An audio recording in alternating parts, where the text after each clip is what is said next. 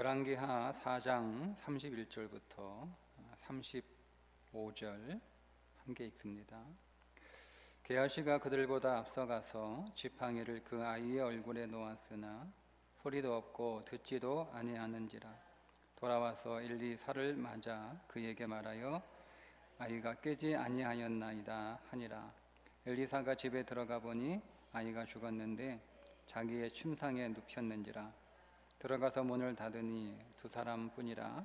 엘리사가 여호와께 기도하고 아이 위에 올라 엎드려 자기 입을 그 위에 입에 자기 눈을 그의 눈에 자기 손을 그의 손에 대고 그의 몸에 엎드리니 아이의 살이 차차 따뜻하더라. 엘리사가 내려가서 집 안에서 한 번 이리저리 다니고 다시 아이 위에 올라 엎드리니 아이가 7번 재채기 하고 눈을 뜨는지라. 엘리사가 게하시를 불러 수넘여인을 불러오라 하니 곧 부름에 여인이 들어가니 엘리사가 이르되 내 아들을 데리고 가라 하니라. 아멘. 커밍워커라고 하는 사람이 성공하기 위해서는 네 가지의 요인이 중요하다. 첫째, 머리가 좋아야 된다. 둘째, 아는 게 많아야 된다. 세 번째, 실력이 탁월해야 된다. 실력이 좋아야 된다. 네 번째, 태도가 좋아야 된다. 네 가지의 성공 요인이 있지만 각각 25%씩 균일하게 그것이 필요한 게 아니라 이 가운데 우리가 성공하는 데 있어서 93% 이상 결정적인 요인으로 작용하는 것은 뭘까요? 네 번째, 태도라고 합니다. 그러니까 태도가 좋아야 되는 거예요. 머리 좋아야 돼요. 아는 거 많아야 돼요. 그리고 실력도 있어야 돼요. 그런데 이 세 개는 3%밖에 되지 않는다는 거예요. 정말 우리 인생에서 중요한 건 태도라는 거예요. 태도. 그러니까 그 사람이 성공할 수 있는가? 그 사람이 성공하는 삶을 살아갈 수 있는가? 그 사람이 얼마나 머리가 좋은가? 야, 우리 아들 머리가 좋으니까 우리 아들 공부 잘할 거야. 성공할 거야. 그렇지 않다니까요. 우리 애는 아는 게 많아. 어릴 때부터 책을 많이 읽어가지고 얘는 모르는 게 없어. 아니 척척박사 백과사전. 그냥 얘는 다음이야, 네이버야. 여러분 그렇게 여러분 우리 아이들이 똑똑하고 아는 게 많고 한 번 이렇게 읽고 한 번 들으면 한 번 보면 뭐 잊어버리지 않고 다 기억하니까 우리 아이는 성공할 거야. 우리 아이는 재능이 뛰어나요. 탁월해요. 그러니까 뭐 전국에서 막 손꼽히는 그런 탁월한 실력을 가지고 있는 아이니까 상위 1%, 전국에서 상위 1% 정도 되는 실력을 가지고 있기 때문에 우리 아이는 성공할 거야. 근데 그렇게 생각할 수 없다는 거죠. 근데 보통 우리 부모는 그것만 보잖아요. 애가 머리가 얼마나 좋은지, 공부를 얼마나 잘하는지, 또 얼마나 재능이 있는지 이걸 보잖아요. 근데 정말 중요한 건 이 세 개가 아니라 태도라는 거예요. 여러분 그런 면에서 참 우리에게 소망은 있는 것 같아요. 소망은 뭐 사회를 보면 소망은 없어 보이죠. 얼마 전에도 저희 아내한테 사다리가 다 끊어졌어. 이제 사다리 하나밖에 안 남았잖아요, 그죠? 네, 오늘도 그런 기사가 나오더라고요. 네, 초등학교부터 서울대까지 애들까지 다 빨아들여. 어디로 빨아들여요? 의대가 빨아들여요. 지금 서울에 가면 유치원에 의대 진학반이 있대요. 들어보셨어요? 유치원에 의대 진학반이 있대요. 의대 진학반. 고등학교에 의대 진학반이 있는 게 아니고 유치원에 의대 진학반이 있대요. 서울에는. 마지막 남은 사다리이기 때문에 그래. 마지막 남은 사다리. 그거 말고는 없어요. 무슨 사다리 있어요, 여러분. 여러분 요즘은 부모가 재산이 여러분 없으면 그냥 그 가난을 대물림할 수밖에 없는 시대를 우리가 살아가고 있어요. 그러니까 다른 사다리가 없잖아요. 그러니까 거기에 막 이렇게 하는 거예요. 그래도 조금 절망되긴 하지만 뭐 우리는 뭐 그것에 절망할 필요는 없고, 그러니까 일반적으로 보면 그러니까 한 사람의 성공을 결정짓는 것은 뭐 머리가 좋거나 아는 게 많거나 뭐 실력이 좋거나 보다는 태도가 좋아야 하는 거죠. 여러분, 그래서 우리가 우리 자녀들을 위해서 기도할 때 좋은 태도를 위해서 기도하셔야 돼요. 좋은 태도, 정말 좋은 태도. 네. 좋은 태도를 위해서 기도하고 좋은 태도를 가르쳐야 되고 좋은 태도를 훈련해야 되는 거예요. 훈련해야 되는 거예요. 네. 뭐 수요일 부모기도 시간은 아닌데 갑자기 생각이 나네요. 네. 하버드에 세 딸을 보낸 그 남편이 신학하기 위해서 미국에 유학 갔다고 하는 걸 보니까 뭐 목사님 사모님인 것 같아요. 네, 그분이 최근에 책을 하나 썼는데 딸 셋을 하버드에 보냈어요. 어떻게 하버드 보냈냐라고 이렇게 사람들이 많이 질문해서 그 책을 하나 썼는데 딱 한마디 이렇게 하잖아요. 자기는 아이를 가르칠 때 네가 알아서 해 이런 말을 하지 않았대요. 애들이 우리는 보통 그러잖아요. 애들에게 뭐 선택권을 주기 위해서, 애들에게 자율성을 위해서 네가 알아서 해, 네가 알아서 해 그러면 애들은 막 굉장히 혼란스럽다는 거예요. 알아서 하라 그러면. 왜냐면 뭐 할지 모르니까. 그래서 그분은 이렇게 가르쳤다고 하더래요. 해야 될 것과 하지 말아야 될 것을 정확하게 가르쳤대요. 정확하게. 이거는 하면 안 돼. 이거는 반드시 해야 돼. 네가 하기 싫어도 반드시 해야 돼. 반드시 해야 돼. 저는 이것이 태도의 한 모습이라고 생각을 해요. 네.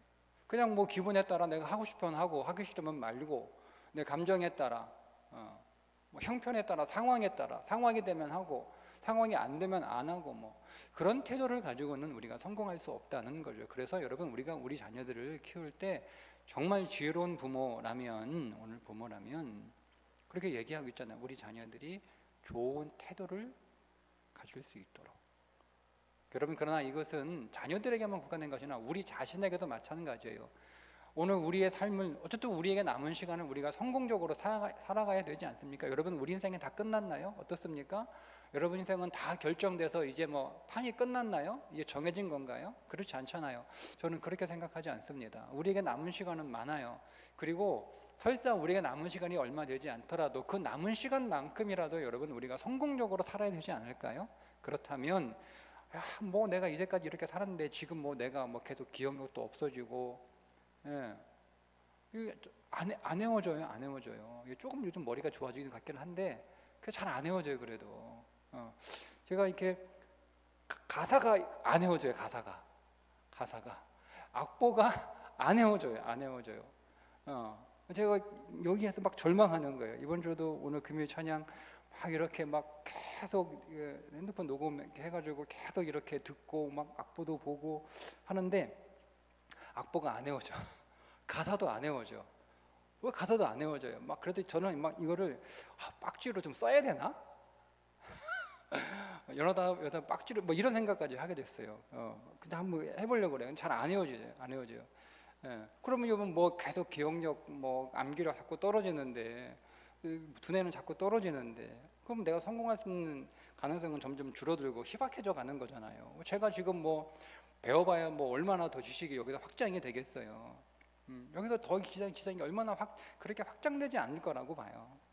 또 그럴 수 있는 사실 시간도 되지 않고 뭐 그래 공부할 때 학생 때 많이 공부하고 많이 읽고 많이 배워야 되는데 그 시기를 놓치니까 생각만큼 그렇게 안 되더라고요. 그렇다고 제가 뭐 지금 갑자기 뭐 없는 재능이 생길 수 있습니까? 그렇죠. 그렇게 따지면 나는 이제 성공할 수 없는 삶인 거예요. 그것이 중요하게 25%씩 중요하다면 75%를 제가 아무것도 못하는 거잖아요. 세계가 없으니까. 근데 좋은 건 93% 성공의 결정적 요인은 태도라는 것. 태도. 그러면 지금 내가 태도는 바꿀 수 있잖아요. 여러분 어떻습니까? 그것이 우리 몸에 익숙한 내 몸에 아주 깊이 뿌리 박힌 습관이긴 하지만 그러나 불가능한 건 아니거든요. 네, 저도 이렇게 올 한 해 이제 제 옆에 다이어리가 저는 계속 다이어리를 쓰고 있는데 다이어리를 사기만 하고 쓰진 않습니다. 매년 다이어리 삽니다. 그래서 처음에 열심히 쓰다가 결국 그 다이어리를 채우는 건 스케줄밖에 없어요. 그래서 그 다이어리를 볼 때마다 마음에 막 큰 부담이 돼요. 막 숙제 안 한 것 같고. 그런데 이제 저는 이제 좀 고민하고 그러면 꼭 하나님께서 해답을 주세요. 그래서 우연히 이제 그걸 봤어요. 미치도록 1년 동안 한번 열심히 살아보자 뭐 이런 거. 그게 다이어리 쓰는 거더라고요. 그래서 한번 해보려고. 그래서 1년 동안 미치도록 그렇게 하면 태도가 바뀐다는 거죠. 그렇게 얘기를 하지만 제가 그런 느낌으로 받았어요. 미치도록 1년 동안 그렇게 하면 내 삶이 태도가 내 습관이 바뀌겠구나. 여러분 희소식이잖아요, 그죠? 힘들지만 불가능한 건 아니라는 거예요. 그러니까 여러분은 우리가 믿음의 태도를 갖는다는 것 힘들지만 불가능하진 않고 우리가 그 믿음의 태도를 갖게 되면 우리는 93%라고 하는 성공 확률이 우리 가운데 생기는 거잖아요. 여러분 안 할 거예요? 93%인데 우리 해볼만 하지 않습니까? 근데 오늘 우리가 함께 여러분과 이 본문을 통하여 나누고 싶은 태도가 뭐냐면 포기하지 않는 거예요. 어느 나이 많은 노인이 습관이 있냐면 뭐냐면 이 사람은 뭘 자꾸 세는 게 습관이에요. 뭐 어디 가보면 숟가락 세고 젓가락 세고 의자 세고 책상 세고 뭐 이렇게 사람 세고 할 일 없으면 앞에 있는 사람 머리카락 세고 이게 세는 게 습관이네. 중독된 사람이요. 하늘한 공원에 앉아가지고 이렇게 쉬고 있는데 한 30대 정도 되는 아마 아빠인 것 같아. 아직 돌이 안 된 아들을 이렇게 공원에 데리고 와서 이 아버지가 이 아들 걸음마를 시키는 거예요. 근데 뭐 10개월도 한 10개월 정도 한 돌도 안 된 애가 뭐 잘 걷습니까? 그 아빠가 이렇게 오춤 잡고 이렇게 살짝 이렇게 잡아주고 걷게 하면 뭐 걷다가 넘어지고 또 이렇게 세우고 또 걷다가 넘어지고 계속 넘어지는 거예요. 그러다가 또 한 걸음 뛰면 또 넘어지고 그래서 막 아주 몇 시간을 이렇게 공원에서 애가 걸음마 연습을 하다가 뭐 지치잖아요. 계속 그래가지고 아빠 무릎에 다 이렇게 안겨가지고 피곤하니까 잠이 들었어요. 애 안고 너무나 이뻐 딱 보는데 저쪽에서 아까 계속 그 할아버지가 계속 자기를 보고 있는 게 약간 좀 머쓱했는지 그 아이를 안고 가서 어르신 우리 아이 걷는 거 봤죠? 오늘 3걸음이나 걸었어요. 3걸음. 그러니까 할아버지가 어이가 없다는 듯이 오늘 35번 넘어졌어 이 사람아. 35번 넘어졌어. 35번 넘어졌는데 3걸음이 뭐 대수야 이러는 거예요. 맞아요. 오늘 우리 아이들 3걸음밖에 못 걸었어요. 그런데 3걸음이 어디예요? 3걸음씩이나 걸었어요. 지금은 3걸음이지만 앞으로 10걸음, 30걸음, 300걸음 그런 날이 오지 않을까요? 포기하지 않고 내가 더 많이 넘어져요. 걷는 것보다 더 많이 넘어져요. 내가 서 있는 시간보다 넘어진 주저앉은 시간이 더 많아요. 여러분 내가 웃는 날보다 우는 날이 더 많아요. 여러분 내가 소망을 갖는 시간보다 절망의 시간이 더 커요. 여러분 내 인생에 환한 날보다 어두운 날이 훨씬 많아요. 그러면 여러분 오늘 우리 가정에 평안한 날보다 시끄러운 날이 더 많아요.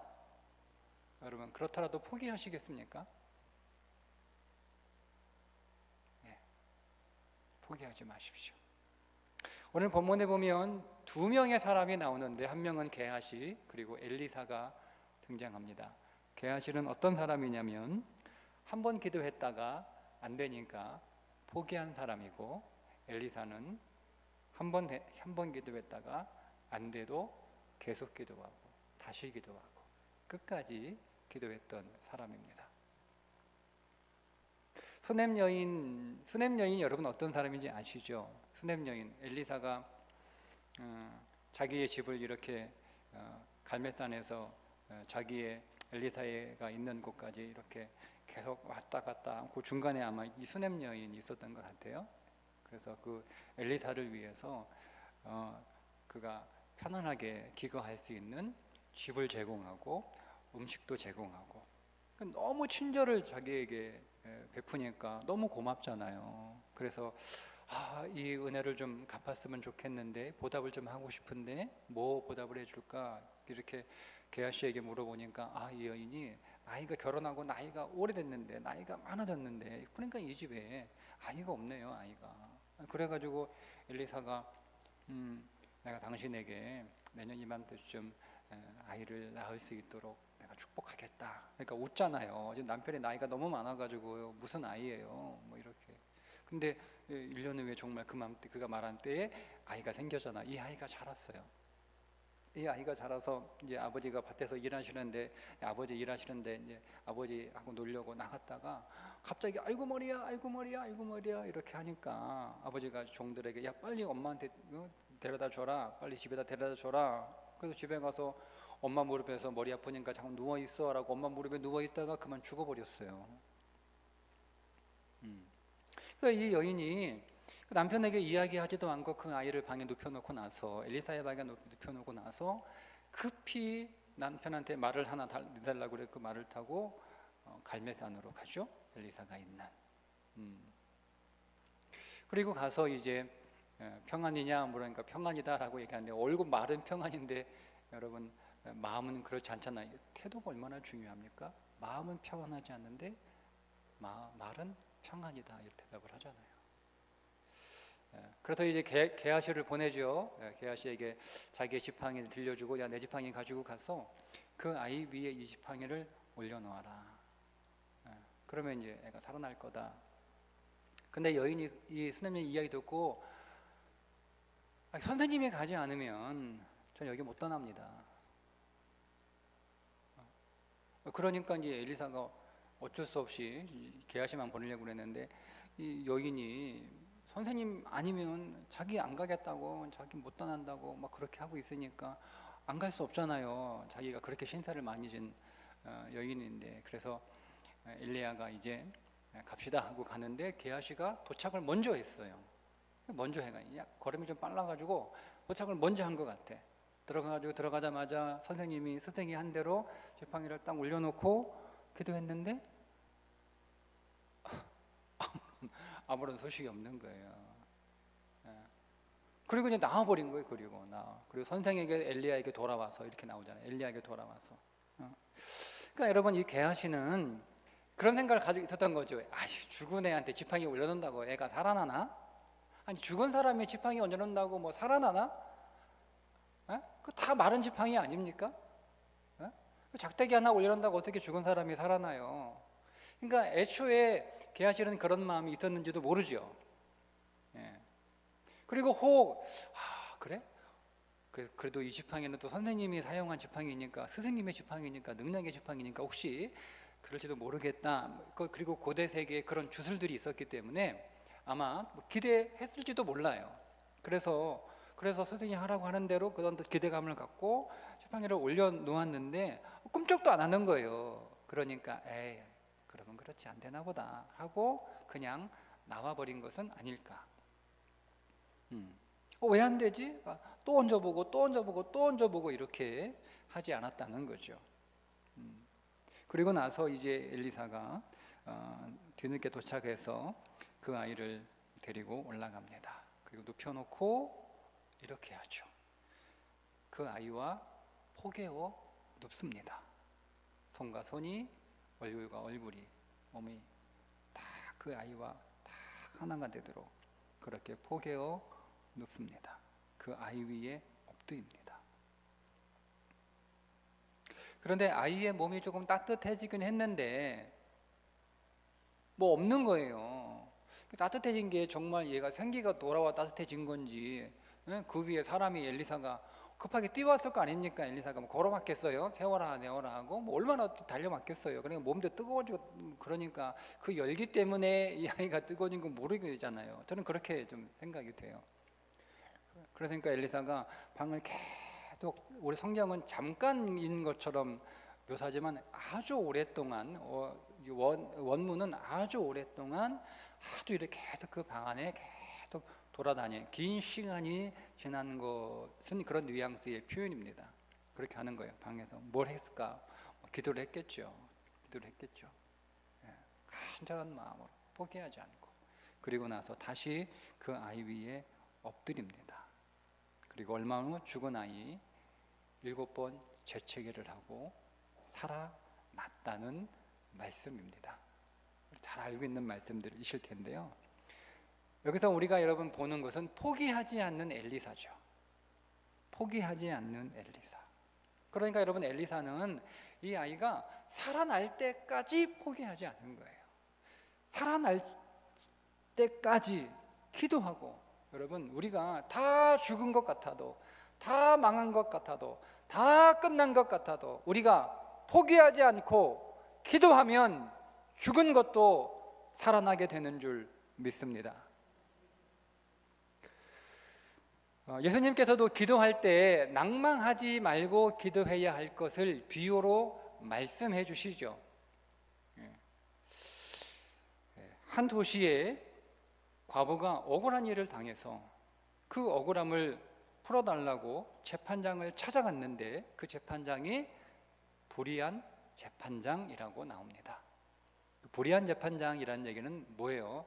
돈 좀 하는 재판장이라는 뜻이잖아요. 근데 과부가 왔으면, 과부는 절대 빈곤자예요. 절대 빈곤. 그러니까 이 여인은 뭐 어떻게 어디가 돈을 구해올 수도 없는 그런 여인인 거죠. 그러니까 뭐 이 여인에게서 뭐 나올 게 하나도 없겠다 싶으니까 뭐 와서 해도 그냥 귀뚱으로 듣고 뭐 관심도 안 가져요. 쳐다보지도 않고.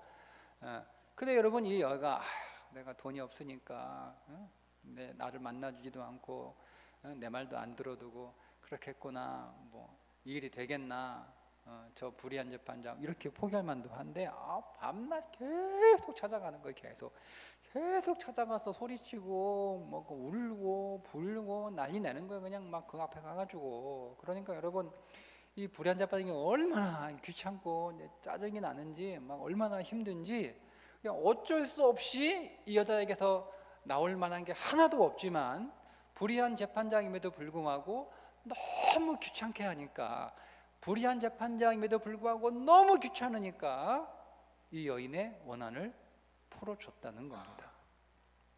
불의한 재판장도 이렇게 하거늘 하물며 너희 하늘 아버지께서 자기 백성이 구하는 것을 어찌 그 원한을 풀어주지 않겠느냐라고 비유로 말씀해 주시잖아요. 그러니까 하나님은 불의하지 않아요. 불의한 자도 계속 절망하지 않고 계속 와서 조르니까 들어주는데, 하나님은 그 백성, 자기 백성이에요. 자기 백성. 여러분, 이 자기 백성이라고 하는 말이 얼마나 엄청난 말이냐면, 민수기에서 그러잖아요. 내가 너의 하나님이 되려고. 이게 자기 백성 뜻이에요. 하나님이 내 하나님이 되려고 여러분 구원하십시오였어요. 여러분, 이것은 완전히 다른 거죠. 하나님이 여러분을 하나님의 백성 삼으려고 여러분 구원하신 게 정도가 아니고, 표현을 바꾸시는 거예요. 내가 너의 하나님이 되려고 내가 널 구원했다라는 거예요. 그러니까 그 정도의 하나님인데 그 백성이 와가지고 계속 믿음을 가지고예요. 믿음을 가지고, 오기를 가지고가 아니고 믿음을 가지고, 여러분, 믿음을 가지고 계속 아버지께 아버지 하나님 계속 기도하면 안 들어줄 것도 들어준다는 말씀 아닐까요? 그런데 마지막 때에 이런 믿음의 사람을 내가 만날 수 있을까? 이 말은 하나님은 그런 사람을 찾으신다는 거예요. 하나님은 누구를 찾아요? 하나님을 향한 하나님의 아버지라고 하는 그 믿음을 가지고 그 아버지에게, 그 아버지는 좋으신 아버지 아닙니까? 좋으신 아버지, 군일과 인자가 풍성하신 아버지, 사랑에 넘치시는 아버지, 우리를 사랑하시되 끝까지 사랑하시는 아버지, 그 아버지에게 자기의 모든 문제를 맡기며 도와달라고 손 내미는 사람이 어디 있는가? 그 사람을 찾으신다는 거예요. 하나님은 그 사람을 찾으신다는 거예요. 이것이 오늘 우리의 믿음의 태도이어야 되는데, 오늘 우리에게 우리의 모든 것들을 해결할 수 있는 능력의 아버지가 우리 가운데 계심에도 불구하고 우리는 우리 자신만 바라보고 우리가 경험하고 있는 것들 속에 빠져서 우리가 절망하고 있는 것은 아닌가, 포기하고 있는 것은 아닌가. 여러분, 끝까지 포기하지 않는 이 믿음의 태도 여러분 꼭 가지시기를 축복합니다. 하나님께서 오늘 우리들에게 왜 포기하지 말라고 말씀을 하신 걸까? 저는 그 생각을 한번 해봤어요. 질문을 했어요. 하나님, 왜 저한테 포기하지 말라고 하세요? 제가 이런 답을 얻었어요. 왜냐하면 하나님이 우리를 포기하지 않기 때문입니다. 그분이 나를 포기하지 않기 때문에 그분은 나도 당신을 포기하기를 원하지 않으시는 거예요. 하나님은 나를 포기하지 않으시니까. 그렇잖아요. 하나님은 여러분 우리를 포기하지 않아요. 그래서 주님이 자기 사람들을 사랑하실 때 끝까지 사랑하신다라고 친히 말씀을 하셨고, 그래서 베드로를 비롯한 그의 모든 제자들이 자기를 다 버리고 가셨지만, 다 도망가 버렸지만 주님이 그들을 찾아갔잖아요. 여러분, 그 주님을 처음 찾아오신 분도 주님이시고 그 제자들을, 그리고 그 도망간 제자들을 다시 찾아간 분도 주님이신 줄 믿습니다.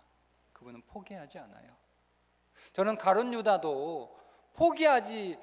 유다가 포기하지 않았으면 주님은 반드시 그 가룟 유다도 다시 찾아가서 회복시켜 주실 것이라고 믿습니다. 문제는 주님께 문제가 있는 게 아니죠. 유다가 포기해버린 거예요. 자기가 스스로 절망해버린 거예요. 주님이 찾아올 시간을 그의 인생 안에 마련해놓지 않은 거죠. 그가 그냥 끊어버린 거예요. 누구 탓입니까? 늦게 오신 주님 탓이에요? 누구 탓이에요? 내가 먼저 끊어버린 거예요. 내가 먼저 포기해버린 거예요. 내가 먼저 절망해버린 거예요. 그 내 문제죠.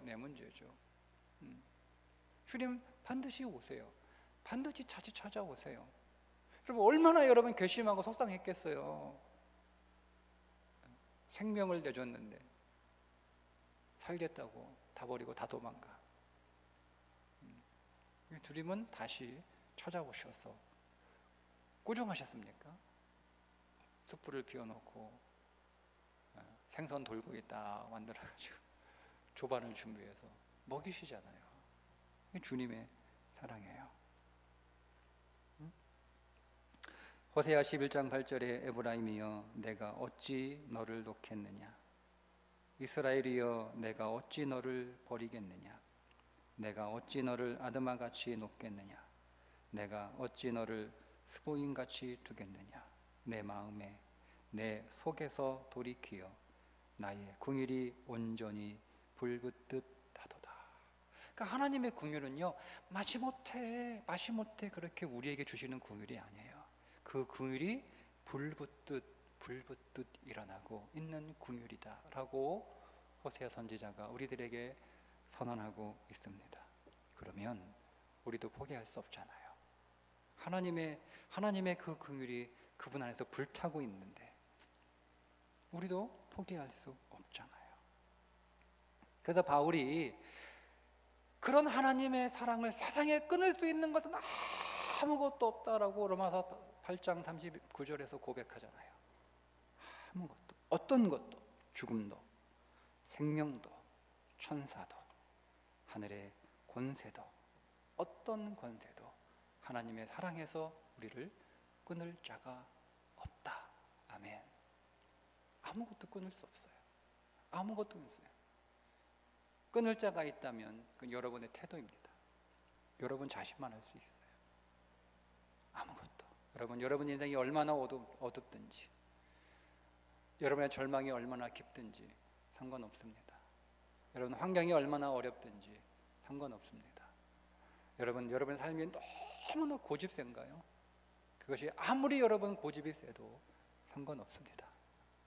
하나님은 반드시 우리로 하여금 승리할 수 있도록 오늘 우리 안에서 역사하실 것입니다. 오늘 그 믿음으로 기도합시다. 우리 아버지 사랑을 우리가 믿으면서 고백하면서, 하나님